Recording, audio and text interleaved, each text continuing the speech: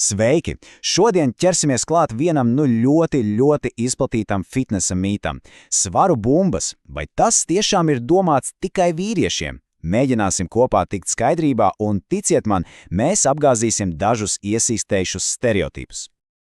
Sāksim ar vienkāršu jautājumu. Aizdomāsimies uz mirkli. Vārds svaru bumba.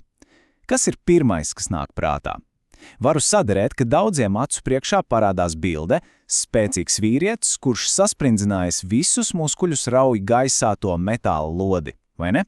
Un ziniet, šādam priekšstatam patiesībā ir diezgan dziļas saknes. Jā, un viens no šiem iemesliem ir meklējams vēsturē. Piemēram, GTO kompleks, tas ir saīsinājums no gatavs darbam un aizsardzībai. Būtībā tā bija tāda valsts mēroga fiziskās sagatavotības programma, kas noteica, kādam jābūt fiziski spēcīgam pilsonim. Tāds lūk oficiālais spēka standarts. Un te nu mēs nonākam pie paša interesantākā. Skatieties uzmanīgi uz šo tabulu. Tie ir GTO normatīvi, konkrēti 16 kg svaru bumbas raušanai. Redzat to virsrakstu? Mužīnie, vīrieši. Viss kārtībā. Bet pagaidiet, kur ir ailītes sievietēm. Tās nav. Vienkārši nav. Saskaņā ar šiem oficiālajiem standartiem šis vingrinājums sievietēm vispār nepastāv. Un lai nebūtu nekādu šaubu, te ir citāts no oficiālajām vadlībām. Melns uz balta rakstīts: svaru bumbas rāvējiens ar 16 kg svaru veic tikai jaunieši un vīrieši. Punkts. Tātad redziet, tas nav tikai kaut kāds mīts vai stereotips, kas virmo gaisā. Tā bija oficiāli apstiprināta norma, kas gadu desmitiem ilgi ir formējusi mūsu domāšanu. Labi, tātad mīts ir noformulēts skaidri un gaiši. Svaru bumbas tā ir vīriešu teritorija, brutāls spēks, izturība, un sievietēm tur it kā nav ko darīt. Bet vai tiešām tas ir viss stāsts? Protams, ka nē. Ja tā būtu, mēs varētu šo sarunu beigt tieši tagad, bet mēs tikai sākam. Tagad ķersimies klāt un izšķetināsim šo mītu pa vīlītēm. Tā, un tagad pie patiesības. Paskatīsimies, kādi tad ir tie reālie ieguvumi. Un uzreiz pateikšu priekšā. Tie ir pieejami pilnīgi visiem. Un saraksts, jāsaka, ir patiešām iespaidīgs. Uzlabots funkcionālais spēks, eksplozīvais spēks, tiek trenēts viss ķermenis vienlaicīgi.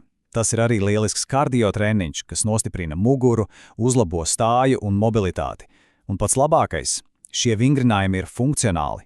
Tas nozīmē, ka tie mums palīdz ikdienā. Vieglāk nest iepirkumu maisus, spēlēties ar bērniem, vienkārši justies labāk savā ķermenī. Un, protams, neviens no šiem ieguvumiem neprasa pasi, lai pārbaudītu dzimumu. Jā, bet tagad parunāsim par to ziloni istabā. Tā lielākā barjera, lielākās bailes. Daudzas sievietes vienkārši baidās no spēka treniņiem. Un kāpēc? Jo ir šī doma, kungs, ja es tikai pieskaršos svaru bumbai, es uzreiz kļūšu milzīga un muskuļota. Tā ir ļoti populāra un, būsim godīgi, ļoti bremzējoša doma. Un te mēs redzam to kontrastu ļoti skaidri. Vienā pusē ir mīts. Milzīgi, apjomīgi muskuļi, tāds lēns, masīvs tēls. Otrā pusē – patiesība. Un tā ir tonus, funkcionalitāte, atlētisks un slaids augums. Tās ir divas pilnīgi dažādas pasaules. Un šeit ir atslēgas moments, kas jāatcerās. Svaru bumbu sports un fitness nav primāri domāts muskuļu masas audzēšanai, kā teiksim bodybuildingā. Galvenais mērķis ir tonizēt muskuļus, attīstīt spēku un izturību. Rezultāts ir slaids, spēcīgs ķermenis, nevis milzīga muskuļu masa. Labi, tas viss izklausās jauki, bet varbūt tie ir tikai tukši vārdi. Par laimi mums ir zinātne, un tā ir kā mūsu slepenais ierocis cīņā ar mītiem. Paskatieties uz šo zinātniska pētījuma nosaukums. Un par ko tas ir? Svaru bumbu treniņš baleta dejotājām. Pagaidiet, ko? Jā, tieši tā, baleta dejotājām. Iedomājieties, viņas taču ir spēka, grācijas un slaiduma etalons. Neviens taču nebaidās, ka balerīna pēkšņi pārkačāsies, vai ne? Un šis pētījums pierāda, ka svaru bumbas viņām palīdz uzlabot jaudu un līdzsvaru. Manuprāt, šis viens piemērs apgāž jebkuru argumentu par nevēlamu muskuļu masu. Labi, pietiks par teoriju un zinātni. Pārējām pie īstās dzīves, pie prakses. Un ziniet, kas ir forši? Mums nemaz nav jālido uz citu pasaules malu, lai to redzētu. Paskatīsimies, kas notiek tepat pie mums, Daugavpilī. Un, skatoties uz šo kustību, kļūst pilnīgi skaidrs, te nav runa par brutālu spēku. Tas nav vienkārši pacel un nomet. Tā ir tehnika. Tā ir koordinācija, plūstoša kustība, kurā piedalās viss ķermenis kā viens vesels. Pareiza tehnika ir atslēga, kas ļauj efektīvi izmantot spēku, nevis bezjēdzīgi sevi nomocīt.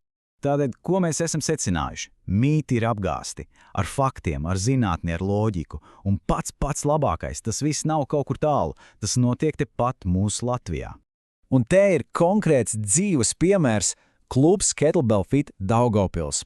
Tieši tur sievietes ne tikai veiksmīgi trenējas, bet burtiski lauž šos vecos stereotipus katru dienu. Viņas ir dzīves pierādījums tam, ka svarbumbas ir fantastisks instruments ikvienam, kurš grib kļūt stiprāks, izturīgāks un veselīgāks. Un viss, ko mēs šodien esam apskatījuši, noved pie viena pēdējā, bet ļoti svarīga jautājuma. Mēs esam kliedējuši tos lielos vispārīgos mītus, bet varbūt ir pienācis laiks kliedēt arī tos mazos, personīgos mītus, tos, kurus mēs paši sev stāstam par to, ko mēs varam un ko nevaram. Ja šī saruna ir kaut nedaudz iedvesmojusi un radījusi vēlmi pamēģināt, tad lūk, te ir iespēja. Kettlebell Fits Daugavpils gaida. Var droši zvanīt un uzzināt vairāk. Kas zina, varbūt tas ir sākums pavisam jaunam ceļam. Ceļam uz spēku, veselību un lielisku pašsajūtu.